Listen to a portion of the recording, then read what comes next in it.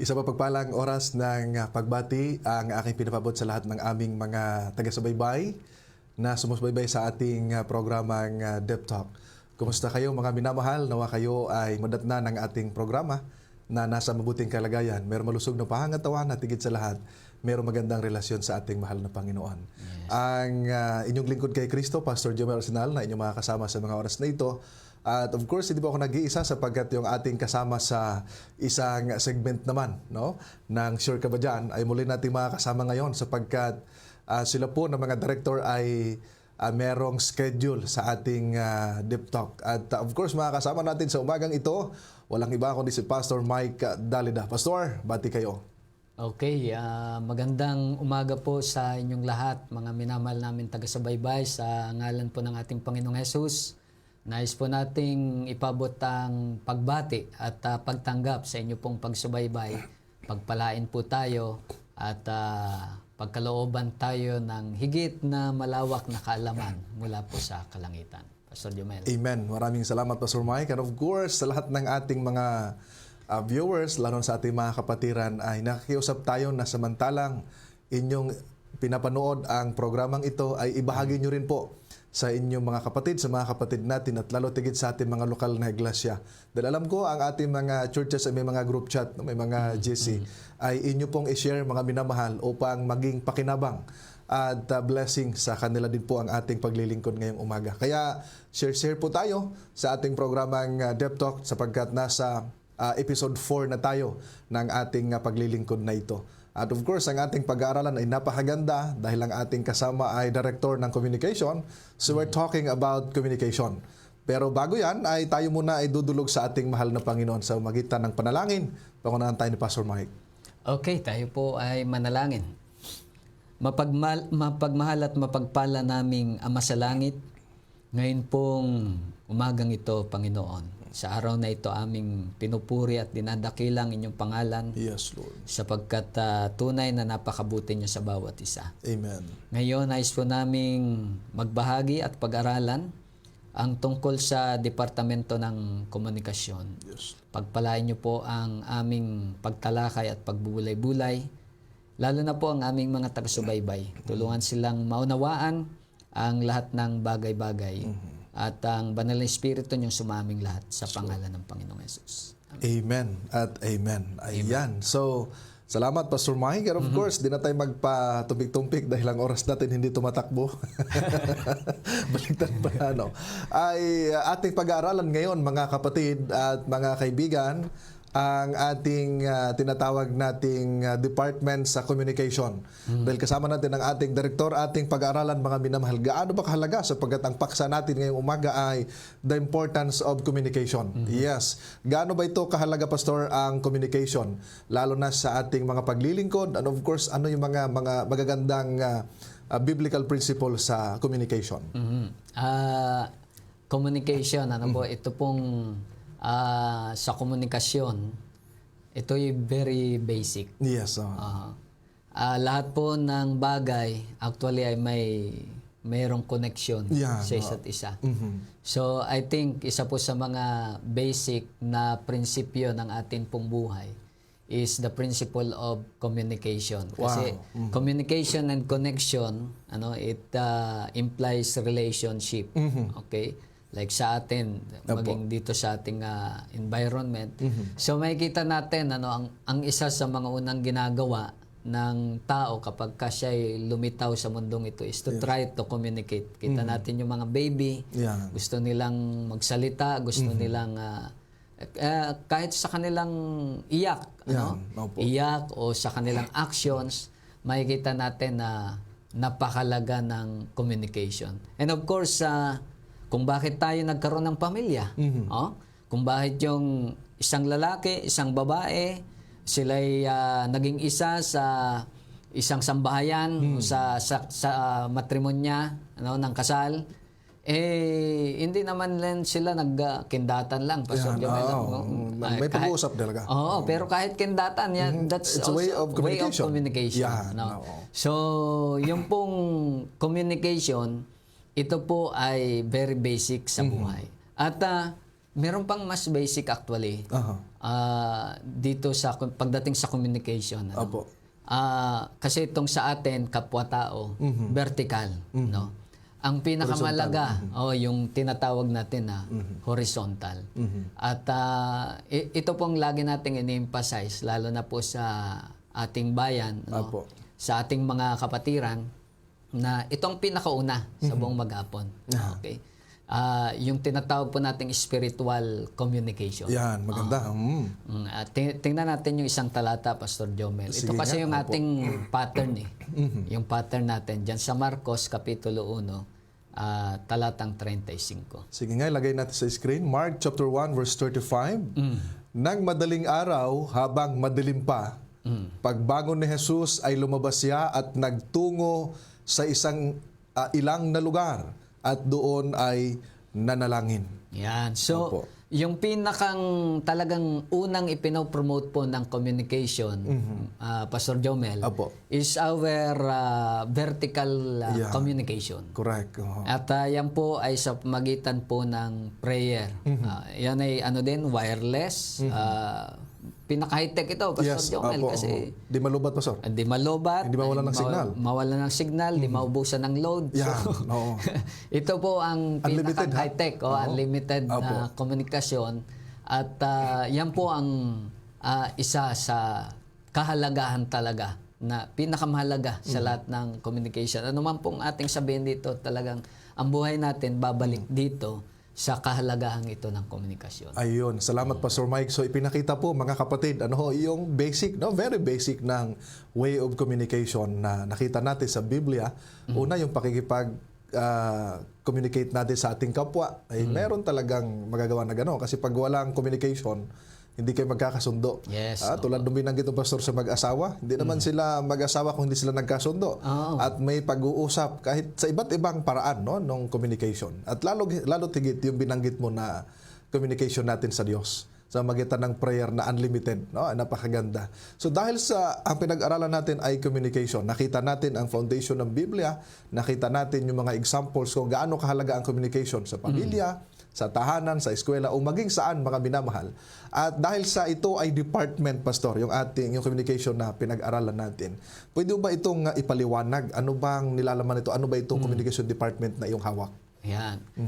Ang communication department, mga kapatid, ito po yung departamento na nagpro-promote ng paggamit ng lahat ng maayos na programa. Ano po?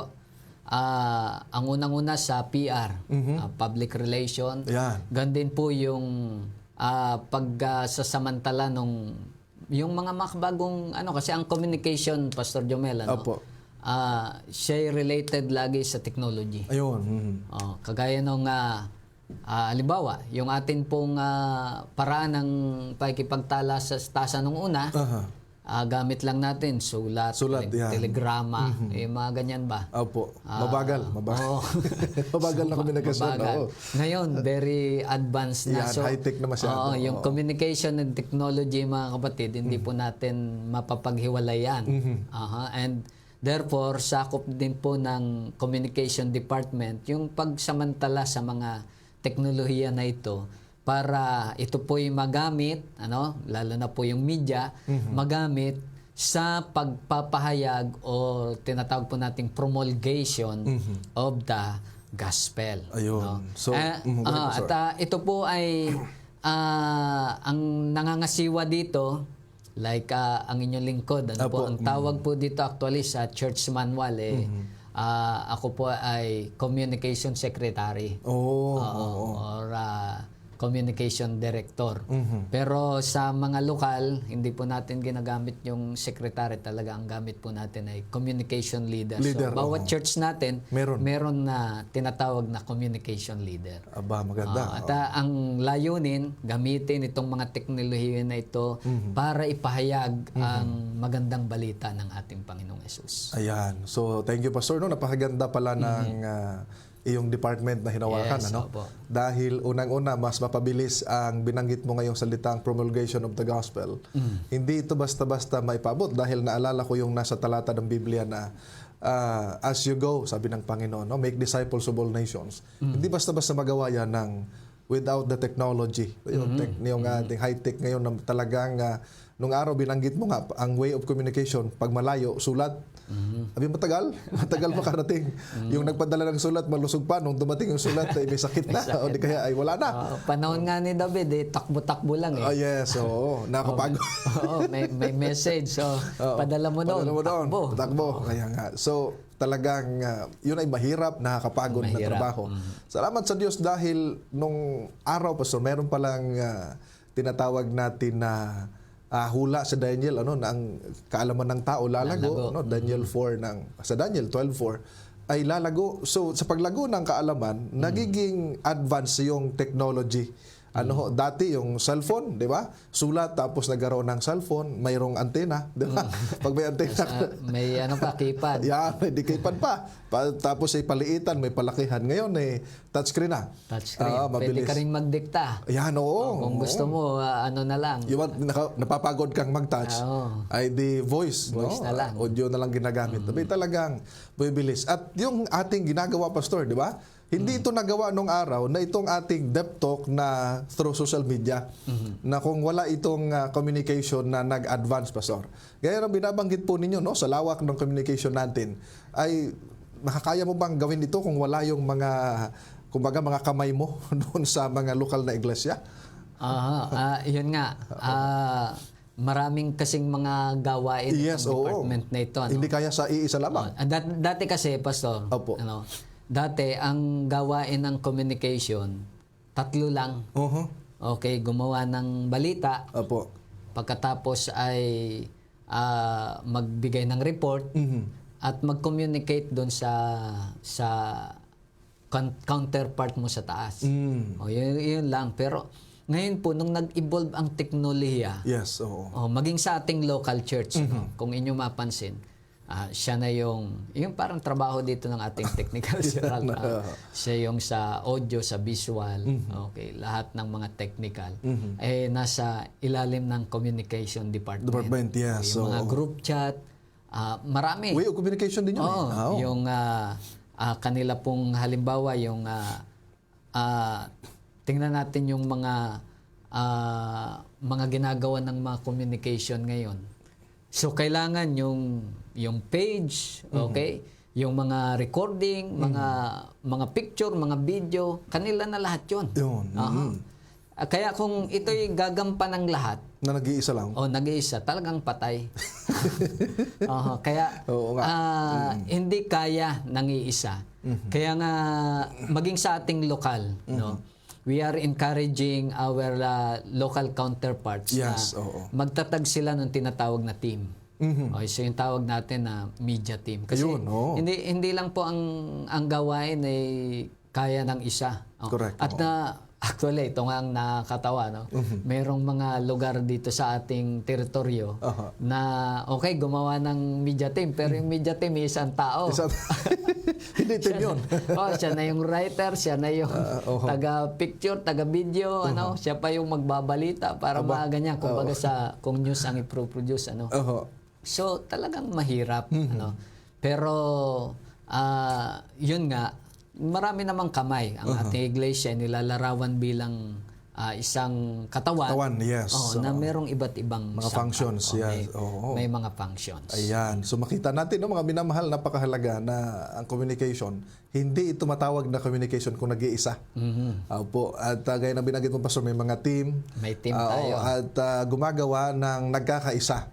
At para magkaroon ng pagtatagumpay at paggawa ng nagkakaisa, mahalaga yung communication.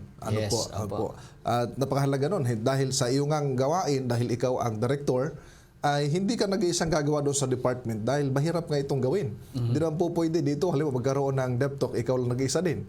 Tapos tatakbo ka doon sa camera at ayusin mo. Diba? At ikaw doon magpalabas ng live. Hindi ka pa pala nasuklay. Hindi pa na makeup. Ay lalabas ka doon parang, diba? So, napakahirap pagka ganon. Kaya mahalaga pala may mga galamay, may team, may mga kasama na siyang makakatuwang sa pagpapalago ng department o pag tinatawag nating pagpapatuloy sa gawain. Kanina Pastor, binanggit mo yung salitang promulgation of the gospel. Gaano kahalaga o kalawak yung magiging mapaabutan ng ebanghelyo sa magitan ng communication? Dahil parang nakita ko na ito'y isang susi, no, na para mas malawak ang mapaabutan. Dahil pag we're talking about social media, doon ipinapadala natin ang mga mensahe. Gaano kalawak ito at gaano kadali magawa kung ang communication ay nagfa-function? Yan. Ito po ay mas madali, ano po, kung meron po tayo na gamit na ganitong teknolohiya. Bagaman na ang communication, iba't iba din ang sangay. Yun. Kapartner natin dito ang publishing. Yan. Kasi yung publishing is another media ng communication. Yan. No? So meron tayong publishing ng mga actual like yung ating mga polyeto, Yes. mga babasahin, yung mga illustrations, yan ay gamit din natin bilang media. Radio, o television, social media. So, hindi lang isang platform ang gamit natin para palawak. Ngayon, kung lahat po yan ay mapapagana natin, talagang ang gawain mas madali. Ano? Ayun, From Jerusalem, sabi nga, to Judea and Samaria, To the ends of the hanggang earth. sa kaduluduluhang bahagi ng mundo, ng sanlibutan. Ayan. Opo, at lalo na po yung kasabay diyan banda sa dulo, yung pangako ng Panginoon na ibubuhos niya yung kanyang banal na espiritu. At yung mga lalaki at babae gagamitin para ang mensahe ay mapadala sa iba't ibang kaparaanan. So, isa na po yung ating teknolohiya, no po? Bagaman na gamit din pa rin ng Panginoon. Hindi naman nawawala, Pastor Jomer, yung Yes. actual. Yung mga polyeto, oo. Mga polyeto, at yung actual na pagsasalita, kung hindi man sa camera, sa kapitbahay, sa So, kasama po yun sa paraan ng communication, mga kapatid. So, lahat ng department actually ay ating part ng ating bahagi ng communication. Ayun. So, ang ganda, no? Mga minamahal na mga kapatid. So, nakita natin, Pastor, halimbawa pala yung Bible study ay hindi lamang sa online. Merong face-to-face. May face-to-face din. Kaya nga nung araw, ay meron kaming Bible study na yung isa mababautismuhan ngayong September 13. Opo, yung isa, yung kasamahan niya sa Bible study namin sa online, through Zoom, ay nabautismuhan nung last December. So, malayo yung agwat nila. Siya naman ay darating at magpapabautismo ngayong September 13. At yung isang kasama nila nung April. So talagang ito hindi Bible study sa face-to-face. Face-to-face. Limitado kasi yun, Pastor. Ilang piraso lang. Ilang Pero piraso. doon ay Zoom, Pastor. No? Dahil hindi lang pala Facebook, YouTube o iba pang mga pwede natin sa radio. Mga applications.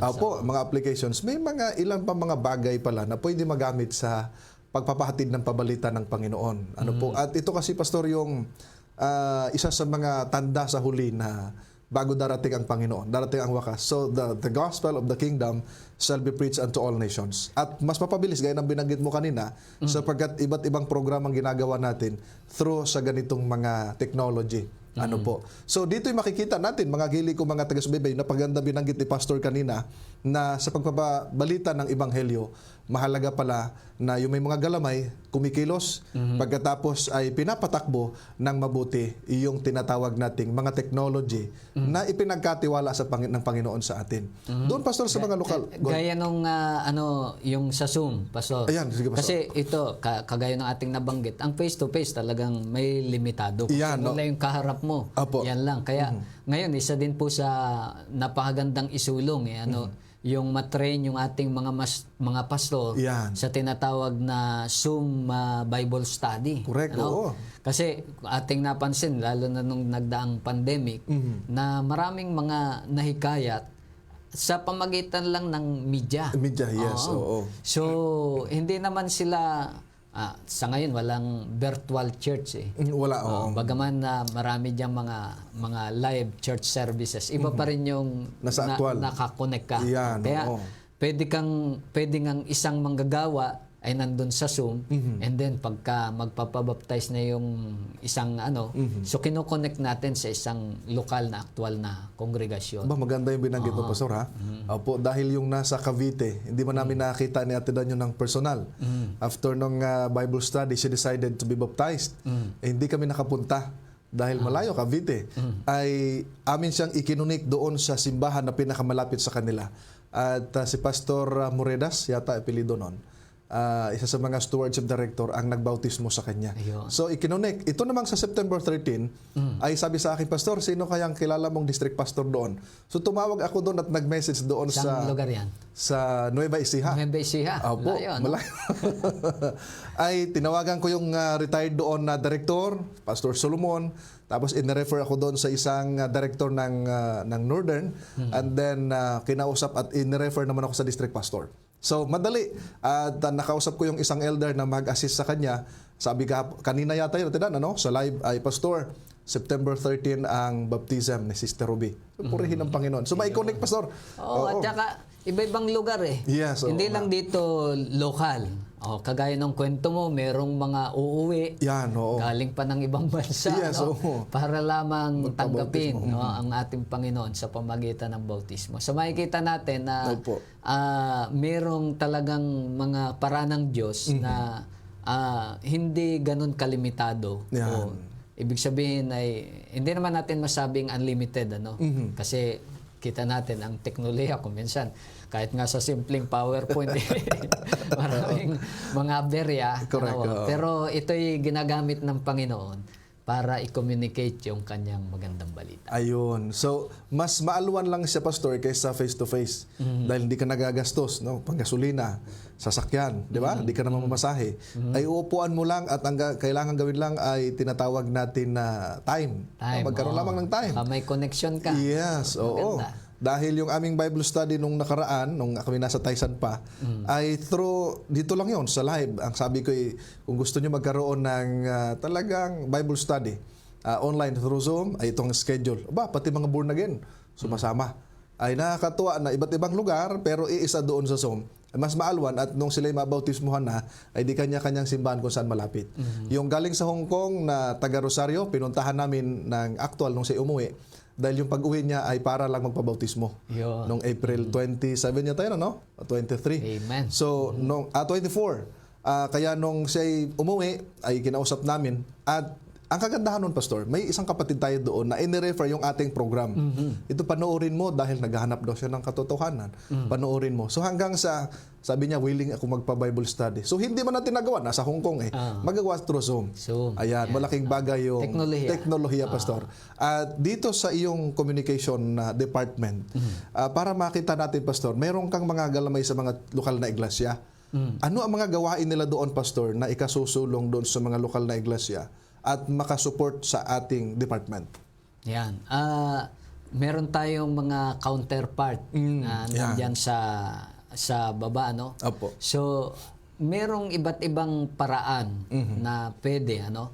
Actually, ang gawain ng communication ay malawak din. Ano? Isa sa mga malawak, of course, yung kagaya ng ating ginagawa ngayon. Opo. Pagdating sa media or media ministry, Yes. production. So, yung ating mga counterparts sa baba, pwede din silang magkaroon ng production, and we encourage na meron silang page. No? So, halos lahat ng ating mga churches ngayon, meron silang page, pati district merong page. Ano po?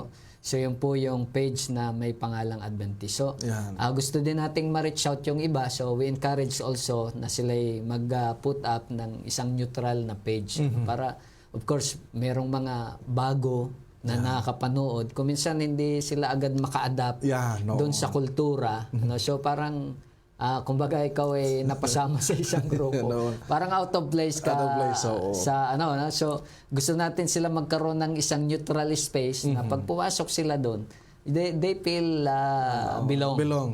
So yun, ating in-encourage din na lahat ng ating mga church merong neutral page kung saan yung mga content nila na hindi masyadong flavor na Adventist doon. Ano po? Bagaman ang ating mga program karaniwan kagaya nitong ating ginagawa, bagaman outreach, meron din itong bagaman inreach, may outreach din siyang bahagi. Ayan. So, thank you, Pastor. So, sa mga lokal na iglesia natin, sa mga kapatid na nanonood, mahalaga pala, no, kung kayo'y wala pang mga Facebook page, no, sa inyong mga iglesia, ay gumawa na po kayo naka-attach doon sa inyong simbahan.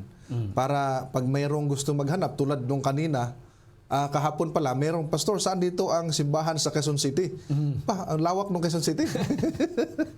So sabi ko, mag-comment kayo kung saan ang address nyo at yung aking biyanan ay nasa Quezon City naman, ay maano kayo, ma-assist kayo. So pag may mga, may mga Facebook page sa mga lokal na iglesia, ay mas madali pong maabot nila. Mas madaling mai-assist at maituro natin. So mga minamahal, kung wala pa, magkaroon po. Dalawang pages, pastor, no? Yung isa ay para doon sa mga pagsamba at mga services sa church, at yung isa ay neutral na mga activity. Kung meron silang mga programa para sa mga pamilya, okay, mayroon silang mga series para sa kabataan. Yan. At sa kalusugan, yun, pwede po doon sa mga neutral natin na page. Ito po yung ating actually pang-abot. Ano po? Pag-reach out sa kanila. Opo. So mahalaga yun, mga minamahal, at huwag ninyong sayangin. Mas maganda. At alam nyo, yung mga may edad na pastor na hindi nakakasamba, makakapanood pa rin. Yes, opo. Yun ang magandang advantage. Huwag lang yung tamad sumamba. Ay, may live naman, hindi na tayo pumunta doon.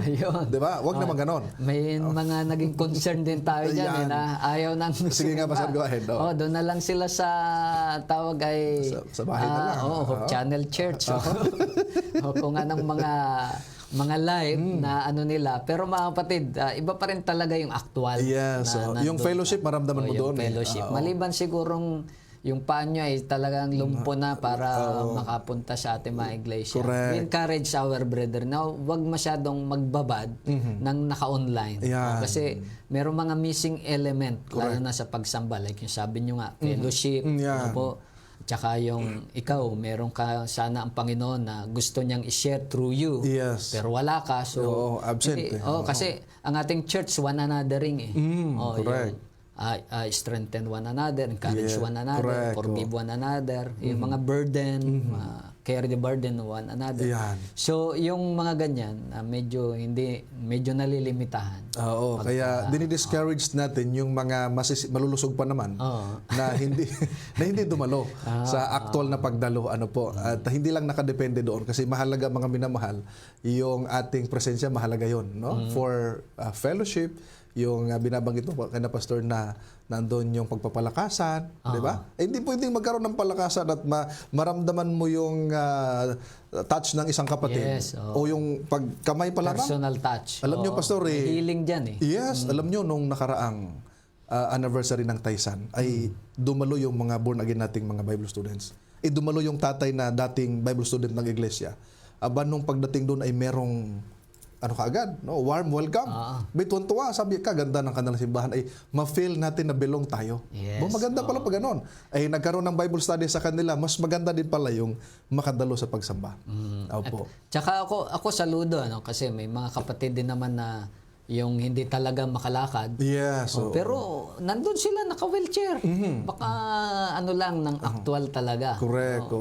Kung itong ang mga ganitong kapatid naroon, siyempre ikaw kompleto naman. Nakakaya doon sa mga may sakit na pumunta. Oo. Ayan. So, napakahalaga noon, mga minamahal, hindi lamang tayo nakadepende doon, sapagkat ang communication hindi lang sa online, maging sa actual. Mas dama pa nga Naalala ko yung ating 10 days of prayer nitong January this year, kinumpara doon yung digital at saka analog. Ang pananampalataya sa Panginoon ay not necessarily digital. Bagaman merong ganyang bahagi. Ang pananampalataya, yung ating mga gawain, lahat yan analog, actual. Actual. So, napakahalaga nun, mga minamahal. Of course, pastor, dito sa ating media na ginagawa, mga minamahal, ang programa natin para malaman po ng ating mga viewers, hindi lamang Dep Talk, sapagkat pinag-uusapan natin yung iba't ibang mga departments. Nagkataon lang, ang napanood nyo ngayon ay nasa communication. Yes. Pero itong ginagawa natin na iba't ibang mga segment dito, part ito ng communication, pastor. Di ba? Opo. Itong ating mga productions, Yes. ito ay ilan sa mga paglilingkod nating ipinagkakaloob. No? And of course, kasi ang communication, pastor, ay hindi lang sa salita. Yes. Maging itsura. Halimbawa, yung ating mga iglesia, pag tinignan parang... So, mga kapatid, yan din po tayo... maging presentable, atin pong in-encourage ang ating mga church na tingnan din yung mukha. At kagaya mo, yung mga naliligaw. Isa din po sa ating paglilingkod na nais na ma-implement talaga, lalo na po ngayong term. Yung ating mga church, hindi ganun kahirap makita. Yan, oo. Hindi na pinakasulok-sulok na. Lalo na, nasa sulok na Yan, nga eh. oo. Tapos, hindi mo pa alam. So, marami na sa ating mga church ngayon, ating in-encourage na magpalagay sila nung signage. Maganda yun, Pastor, ha? Sige nga, go ahead, Pastor. Yung signage na ilalagay, gaano kahalaga doon sa iglesia ng mga lokal na iglesia natin? And napakahalaga po yun. Kasi marami sa ating karanasan. Pumunta ka sa isang lugar, hindi mo alam kung saan yung iglesia, hinahanap mo sa Google Map, wala naman.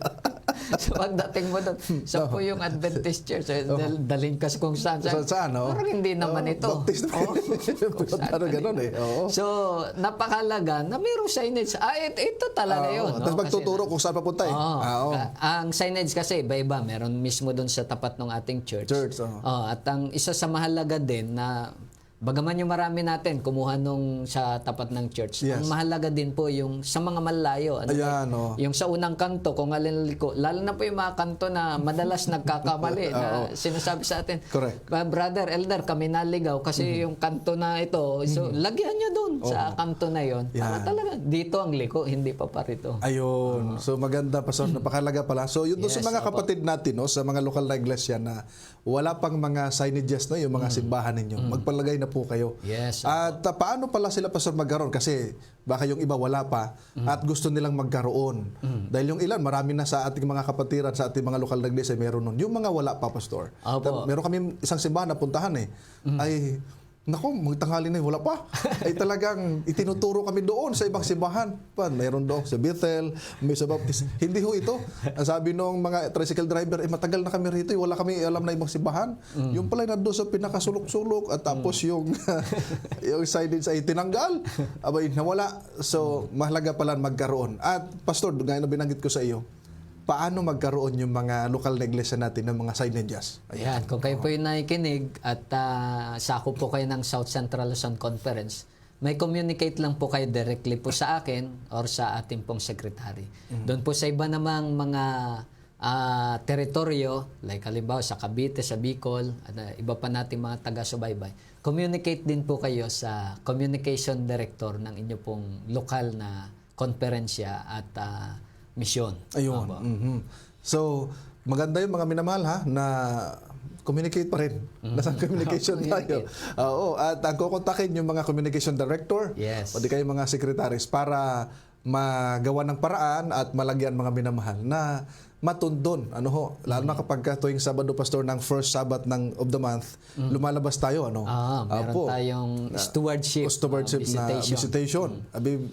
Yung iba doon nagsisimulan ng service, yung ilan naghahanap pa kung saan yung mga simbahan. So napakahalaga mga minamahal, lagyan po ninyo. Alam nyo, meron tayong tagapakinig sa radyo, yung nakwento ko sa inyo.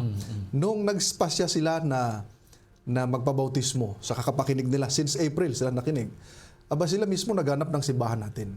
Pagdating doon sa bayan, makita kagad kasi merong signage nakalagay doon. Nagkataon lang sarado. Sabi, sarado na tayong church na ito. Kaya wala pang pagsamba. May fellowship pala. Pero ang kagandahan, mabilis nilang natunton. Dahil merong signage and then lumipat sila doon sa Rosario. Meron din tayong church doon at may school, madaling matunton. At saka, Pastor, atin din pong in-encourage na itag doon po sa Google Map. Ayun, maganda, Pastor, ha? Kasi mas madali doon, Kasi halimbawa, pag naglalakbay, Pastor, ang hahanapin, yung pangalan ng simbahan doon sa Google Map. Sa Google Map. Sige nga. Pag nakatag siya doon, ituturo ka na, hindi kayo liligaw. Ayun. Maliban yung tag nyo'y mali.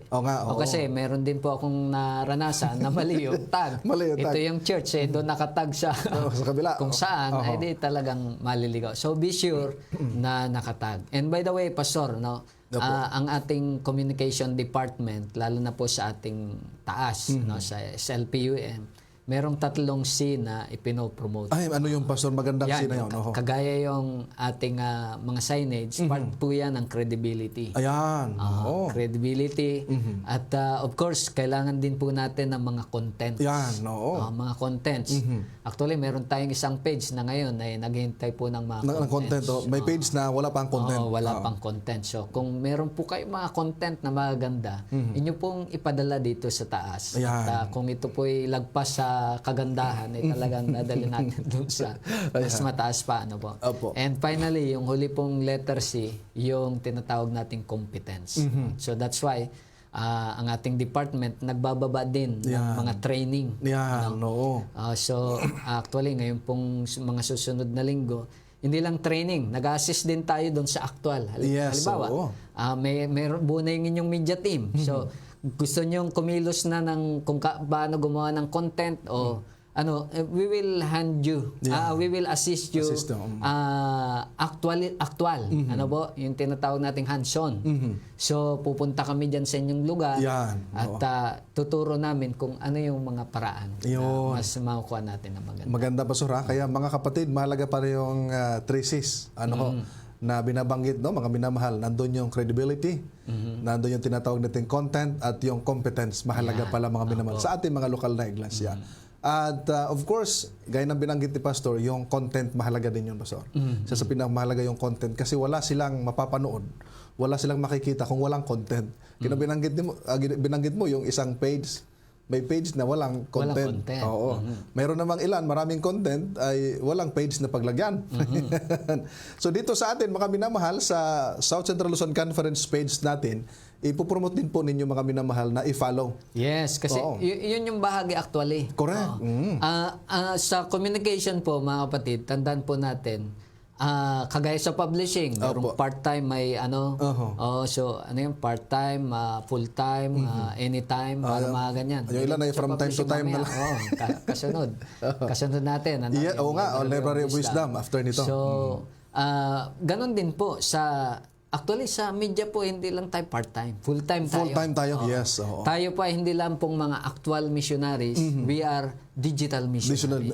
Lahat po tayo. So, paano natin ginagawa yung pagiging digital missionaries? Simple lang. Ang una po, like. Yan. Tapos, follow. And share. Maganda, ha? Tatlo. And of course, yung watch. Mahalaga din yung watch. Pati comment. Comment. Engagement. At Pastor, kailangan natin ng talagang mga volunteers din, hindi lang dito sa 3 like, follow, and share. Kailangan natin ng mga engager, kailangan natin ng mga distributors. So, ito mga bahagi po ng ating pong paglilingkod. Yan. At isa sa maganda kasi, Pastor, sa ating South Central page ngayon, sapagkat dumarami ang ating mga content po ng part ng communication. Halimbawa, ay tuwing Martes, mapapanood nyo unang-una itong Dep Talk. Maganda. We are talking about the different departments. And then susunod yung Library of Wisdom. Na kung merong digital missionaries, meron tayong digital na tinatawag natin na pagpapahayag ng pabalitan ng Diyos, meron ding sa Library of Wisdom yung actual ng mga libro. Ano po? Kaya sa Library of Wisdom, iba't ibang aklat ang inyong mapapanood diyan at makikita at malalaman. At iba't iba ring mga interest makikita ninyo diyan. Opo. At pagkatapos meron tayong tinatawag na yung alam mo ba, yung doctrinal series naman, ay magandang content din yun. And then meron tayong tinatawag na sure ka ba dyan? Yung ating pang-Webes. Mga issues, medical issues. Kaya pagka meron kayong medyo duda sa inyong isipan, para ma-sure inyong ipadala. At pwede nating talakayin yun, Pastor. And then meron tayong mga tanong, yes, kung may mga tanong sa inyong isipan, pwede ipadala sa ating page at pwede nating talakayin, Pastor. Di ba? Kasi sure ka ba dyan? Para makasure tayo. Meron din tayong tinatawag na ano bang tawag dito? Yung Diyos muna. Yun ay maganda. No? Ay way of pakikipag-communicate sa Diyos din ito. Diyos muna, and then meron tayong Jesus Cares. So, ganda. At madagdagan pa yan dahil meron pa tayong sa health. Aba talagang... At saka yung mga may problema, banda riyan. Yes, oo. Tapos pag pwedeng may mga guidance counseling, di ba? Ginagawa. Maganda yon. So, ang communication department ay nagpo-produce nito through pamagitan ni Pastor Mike sa kanyang pangunguna para madala natin, Pastor, yung gawain ng department doon sa mga lokal na iglesia. Yes. Pastor, opo. At of course, ano ang maiko-contribute ng mga lokal na iglesia pagdating sa ganitong gawain ng iyong department, Pastor? Opo. So yun na nga po, ang pinaka-basic, yung LFS. Like, Kung mayroong 3 C, mayroon namang LFS. LFS. Like, follow, and share. Share. Yung iba, subscribe kung sa YouTube. At bukod po doon mga kapatid, ang isa po na may tutulong ng ating mga local church, yung maging accepting. Yan, maganda ha? Yung pagtanggap kasi Opo. from time to time, meron tayong nire-repair na meron tayong listener o viewer Yes. sa ganitong lugar. So ating i-connect sa church. Opo. Pagdating nila doon, hindi sila pinansin. Correct. Malungkot na hindi na babalik. Hindi na po. Talagang yun lang, yun pa naman siguro ang isa na opportunity ng Diyos na sila'y may contact sa kanyang iglesia. Oo. Maganda. So, yun. Ang ating church maging accepting. Kung maaari nga, Pastor, lahat ng church natin merong usher at usherettes. Yes, mahalaga yun. Hindi lang yan sa Sabbath School Bahagi din po yan ng talagang communication. You're communicating warmth. Sabi ko nga, kahit bungi yung ating usher, pero maganda po. Naka-smile na. Naka-smile na. Okay. Kasi dapat mahalaga sa mag-a-usher ay naka-smile. Hindi yung i-assist mo, nakasimangot ka parang... Ibang kino-communicate, no? Dapat naka-smile, Pastor. Kasi para ma-feel ng mga visitors na sila'y welcome. At hindi inaaway. Hindi yung... pagdating sa lesson ay banatan ka. So mahalaga yon. Tulad nung nakaraan, mayroon tayong grupong baptism doon sa Santa Rosa, naalala mo yun, Pastor? Ay meron pala doong construction worker yata yun, nabisita lang siya doon sa kanyang kapatid yata. Napadaan doon sa pangangaral. Paano napadaan doon sa pangangaral ay gabi-gabi, siguro mga ilang gabi na nadatnan niya, ay nabautismuhan. Napadaan lang yun. And then meron siyang trabaho doon sa Taysan. Abay, pumunta doon. Abay, naka-long sleeve white. Sino kaya ito? Abay, pinuntahan ng isang diakono natin. Kinamay, saan po kayo galing? Welcome po kayo. Abay, mula noon doon nagsisimba. Abay, ramdam ay talagang lagi maaga at maghapon, isa ka pa siya umuwi. Ay naramdaman niya, welcome siya. Ayan. Mahalaga pala yun na mayroong mag-assist, mayroong mag-welcome. At isa pala yung Pastor sa trabaho ng communication. Ayun. Ngayon, sa atin sigurong conclusion, Pastor. Oo nga. Wala na pala tayong oras. Gusto kong ibalik doon sa umpisa. Actually, ang pinakang may tutulong talaga ng lokal, yung panalangin pa rin. Ayun. Kasi ang gawain po natin ng paghatid ng mabuting balita, hindi naman ito, sabi nga sa Zechariah, it is not by might, nor by power, but by the Spirit. The Spirit. So sa ating mga viewers, inyo pong ipapanalangin itong ating mga content na ito. Suportahan. Banggitin nyo po specifically sa panalangin, yung Death Talk, yung Diyos muna. At yung kahit saan lang mga kaibigan, mga kapitbahay, baka hindi pa nila alam yung mga sinasabi natin dito, lalo na yung mga like sa alam mo ba? Baka hindi talaga nila alam. Kaya ang tanong ay alam mo ba? Alam mo ba? So, inyo pong i-share para malaman nila, and of course with prayer. Wala pong imposible sa Panginoon. Amen. So, magiging counterpart nila doon, Pastor, o yung maging bahagi nila, yung pag-share pala. Yes. Dahil kung hindi naman lahat magaling mag-Bible study, hindi lahat ay magaling mag-preach, yung ilan ay mahihain. Pero yung pag-share, pindot-pindot lang ang gagawin doon Yun ang isa pinaka-magaan, pinaka-madali na trabaho. Pagka nag-live na, naka-live na yung ating sure ka ba dyan? Para makasure yung ating mga kaibigan sa kanilang paniniwala, ay ating i-share. Share para sure. Dalawang isyan, share para sure. yung taga-share, actually, sa actual, mas mahirap. Kasi yun yung mga nag-invite. Correct. Sister, attend ka dito sa aming church. Tama, yan. May mga ganun ding gift. So, yan, digitally, pwede nyo i-convert dun sa pag-share. Correct. Hindi ka na magtanong na pwede bang mag-share. Send mo lang sa kanya kung panood niya o hindi, at least nag-share ka. At saka i-encourage mo siya pagka kasi merong Pastor, tawag nito, nag-send sa ating program Salita ng Buhay doon sa isang kaibigan niya. Ba nagustuhan? Maganda ito, ginagawa niyang devotional, yung ating program. At ang sabi niya, pag hindi nakapag-live, kulang na kulang ang araw niya. Ay, born again yun. Oo, ay kulang na kulang yung araw. So, mahalaga pala yung pag nag-share ka, hindi natin alam yung pagkilos ng banal na espiritu. Yes, Mahalaga yun. So, yung communication, lagi yan may kapartner. Ano po, kami nandito, kayo na riyan. Ang trabaho namin, magpahayag, kayo magbahagi.